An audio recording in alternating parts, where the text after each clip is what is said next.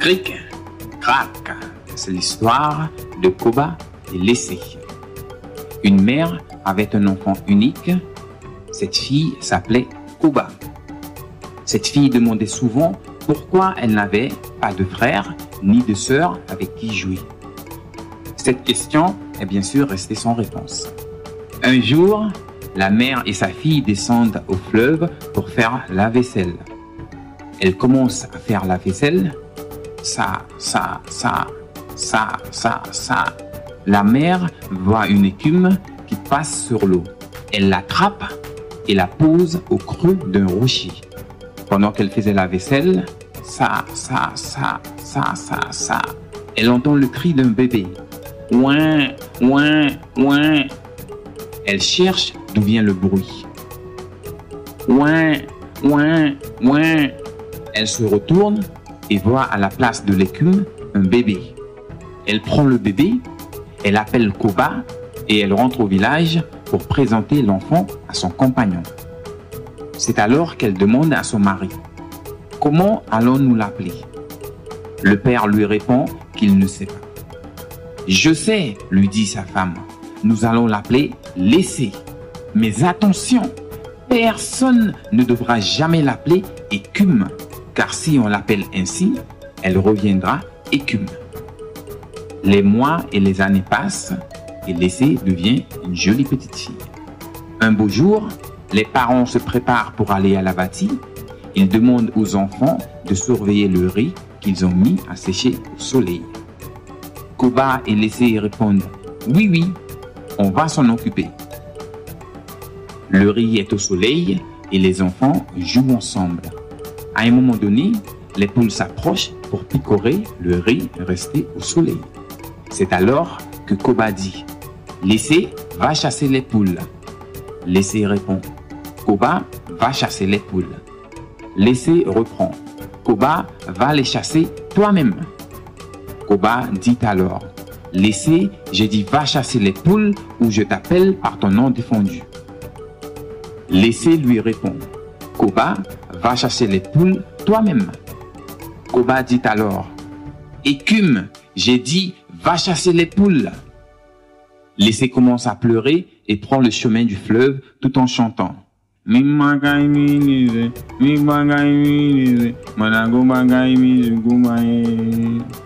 Pendant ce temps, la mère qui était à la bâtie entend souffler un grand vent.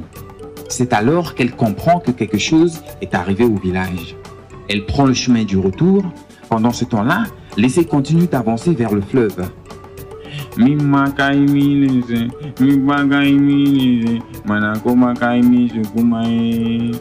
La mère arrive au village, elle voit Laissé dans le fleuve avec de l'eau qui lui arrive à hauteur des genoux. Laissé reprend son chant.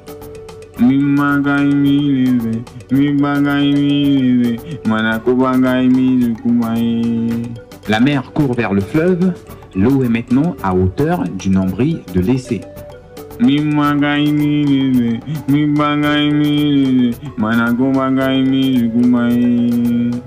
La mère continue de courir et l'eau arrive à hauteur du front de la petite fille.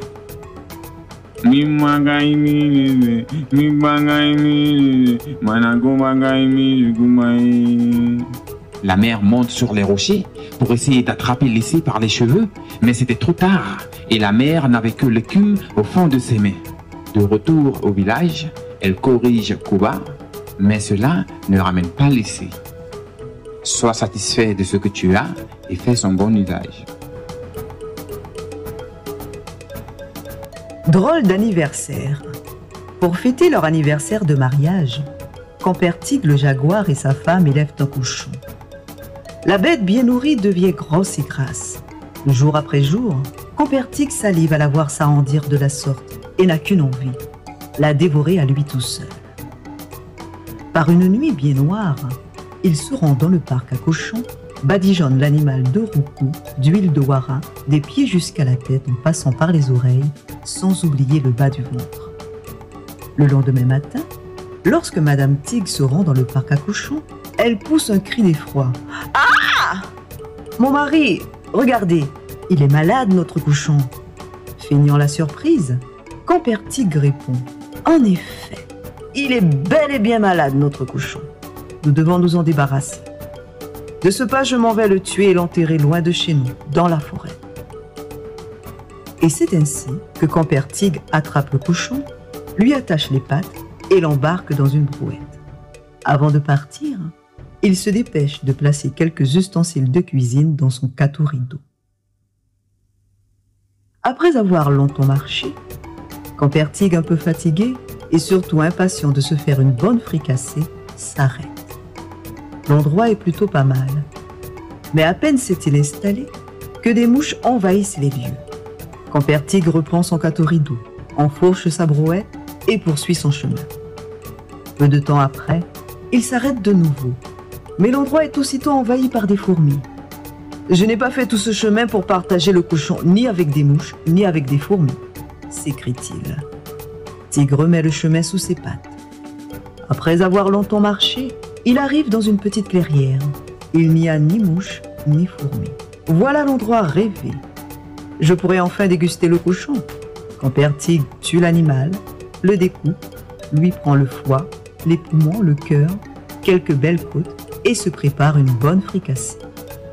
Lorsqu'il porte à la bouche son premier morceau de cochon roussi, il entend une voix résonner. « Tombez, mes gouets, tombez !» D'un coup d'un seul, Tigre s'écroule par terre, puis renfle d'un profond sommeil. Massala, le maître des bois qui le surveillait, se rapproche alors de la marmite et dévore toute la fricassée. Quand il a fini, il prononce ces mots. « Levez, mes gouets, levez !» Tigre revient à lui, tandis que Massala disparaît dans un épais nuage de fumée. Dans la marmite, il n'y a plus rien, quand Père Tigre rugit de colère. « Messieurs Cric, messieurs Crac !» Bien décidé à ne pas se laisser piéger une seconde fois, quand Père Tigre aux aguets fait rôtir la moitié du cochon, la viande est maintenant cuite à point. Le regard toujours à l'affût, Tigre découpe une belle tranche et s'apprête à croquer quand soudain il entend « Tombez, mes gouets, tombez !» Tigre pour la deuxième fois s'affale sur le sol. Massala s'approche du rôti et n'en fait qu'une bouchée. En partant, il ordonne « Levez, mes gouets, levez !» Lorsque Tigre se réveille, furieux, il peste et s'emporte contre lui-même. J'ai fui mon logis pour dévorer ce cochon à moi tout seul. Et voilà que quelqu'un d'autre se régale à ma place. Il faut absolument que je me débarrasse de cet indésirable. Aussi, je vais tout préparer et l'attendre de pied ferme. Il ne sortira pas vivant de mes griffes et de mes dents. Avec le reste du cochon, Père Tigre prépare un colombo. Certain de démasquer le coupable, Père Tigre va se cacher derrière un arbre. Mais rien n'y fait. Au bout d'une heure, il est toujours derrière son arbre et le colombo est maintenant froid. Alors Père Tigre sort de sa cachette et s'écrie « Comment, vous ne venez pas, je vais me mettre à table !» En faisant mine de vouloir croquer un morceau de viande, la voix de Massala retentit. « Tombez, mes gouets, tombez !» Tigre s'écroule pour la troisième fois. Massala s'installe et dévore tout le colombo. Quand il s'est bien régalé, le sourire aux lèvres, il prononce pour la toute dernière fois la formule magique. « Levez, mes gouets, levez !» Puis il disparaît dans son épais nuage de fumée. Lorsque Père Tigre retrouve ses esprits, il ne reste absolument rien du colombo de cochon. Dépité, il rentre chez lui. De retour à la maison, sa femme lui demande « Alors mon mari, et le cochon ?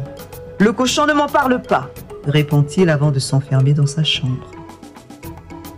Et comme il n'était pas parti à la chasse et qu'il n'y avait rien à manger, sa femme lui a préparé une bonne bouillie de terre glaise qu'il a avalée sans rechigner.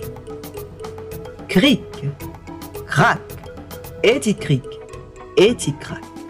C'est depuis ce jour, messieurs et dames la société, que Tigre se contente de terre glaise lorsqu'il n'y a plus rien à manger.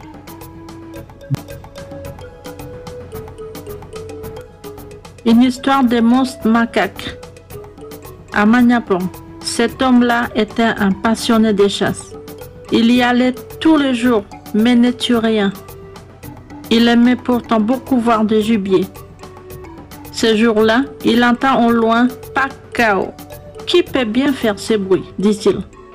Je vais aller voir ce que c'est, dit-il. Il part dans cette direction.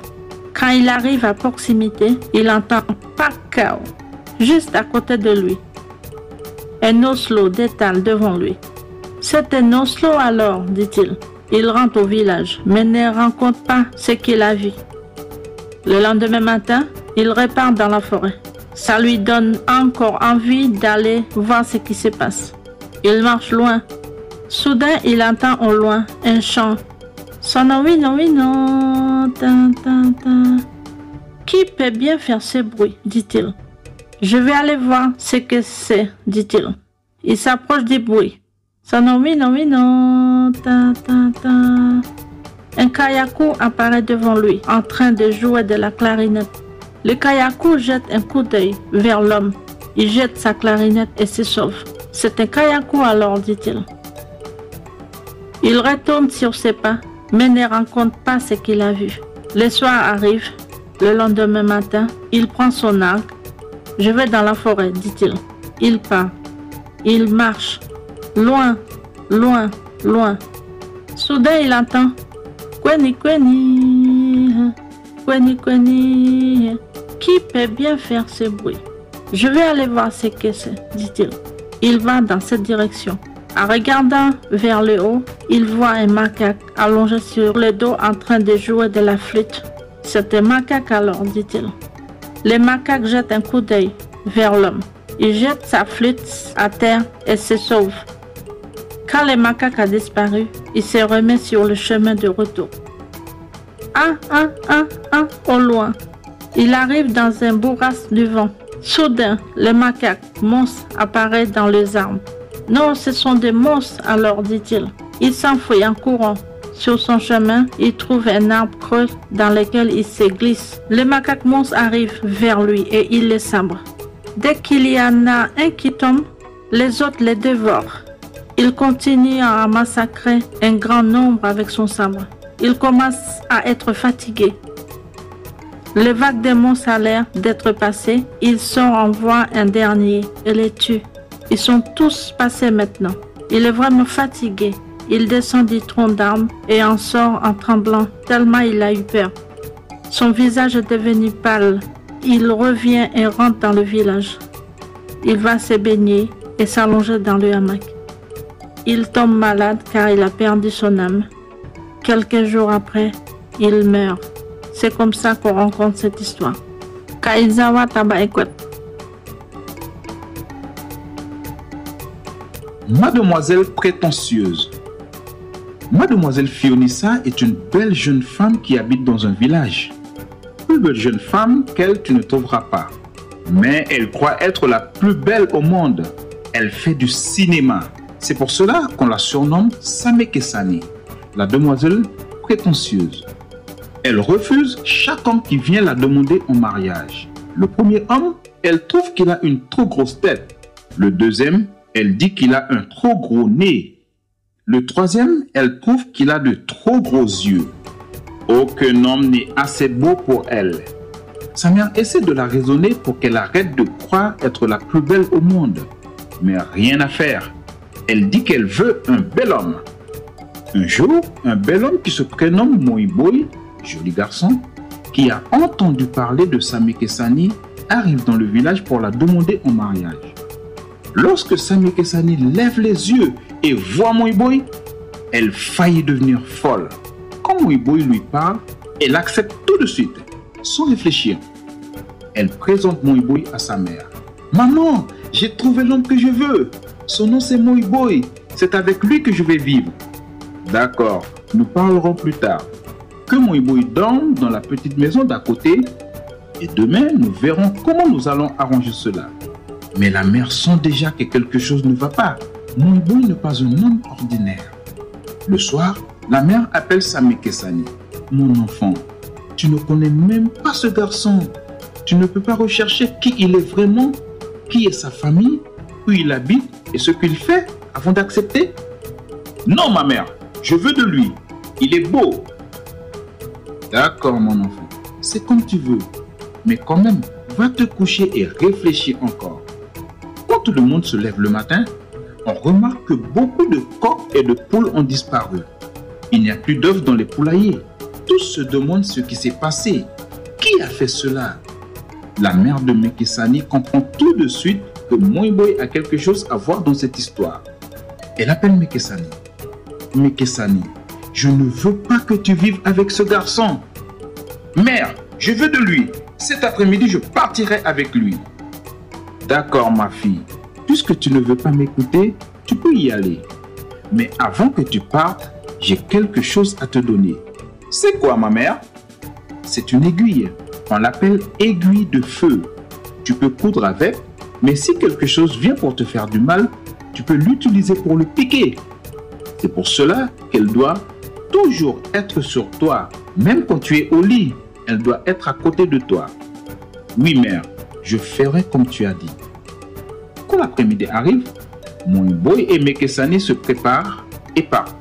Ils marchent jusqu'à la tombée de la nuit et ils s'arrêtent en route pour dormir, mais Mekesani n'a pas oublié ce que sa mère lui a dit. Alors qu'ils dorment, vers minuit, Mekesani sent qu'on l'étrangle. Quand elle ouvre les yeux, elle voit que c'est Moïboy qui s'est transformé en monstre. Il crie « Je vais te tuer et te manger comme je l'ai fait avec les coqs, les poules et les œufs. » Mekesani crie. Et elle se souvient de ce que sa mère lui avait dit à propos de l'aiguille. Elle lance sa main et prend l'aiguille. Pique Moïboy. Moïboy crie, tombe par terre, commence à brûler jusqu'à devenir de la cendre. C'est à présent que Mekesani comprend pourquoi sa mère lui a dit que le nom de l'aiguille, c'est aiguille de feu. Cette même nuit, elle marche jusqu'à son village. Elle raconte à sa mère tout ce qui s'est passé.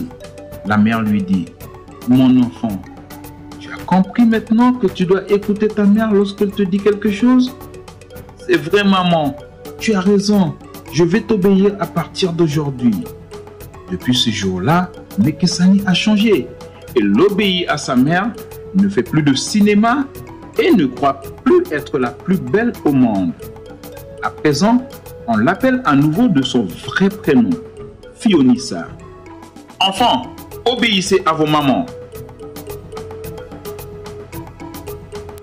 Le sabot de la tortue. Il y a très longtemps, la tortue courait encore très vite.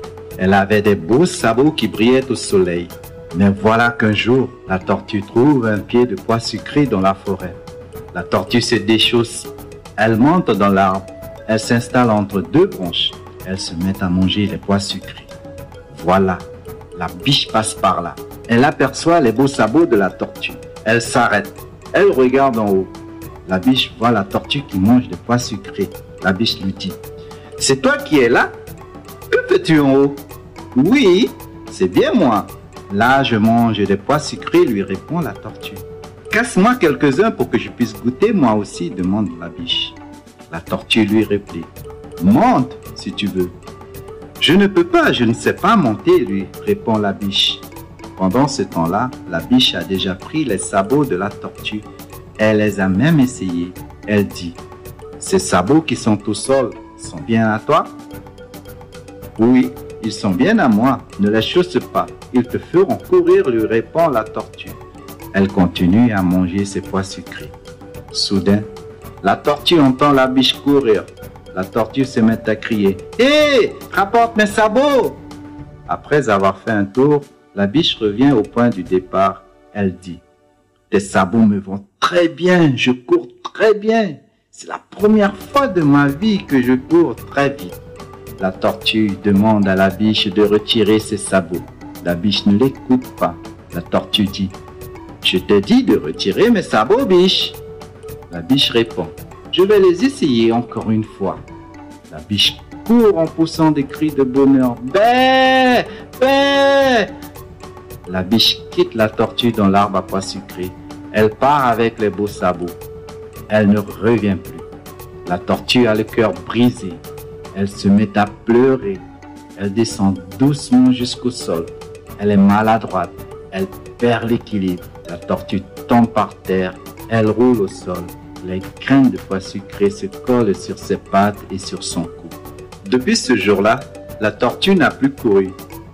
Elle a eu des points jaunes sur les pattes et sur le cou. Elle est devenue lente. Quant à la biche, elle a commencé à courir très vite et jusqu'à aujourd'hui.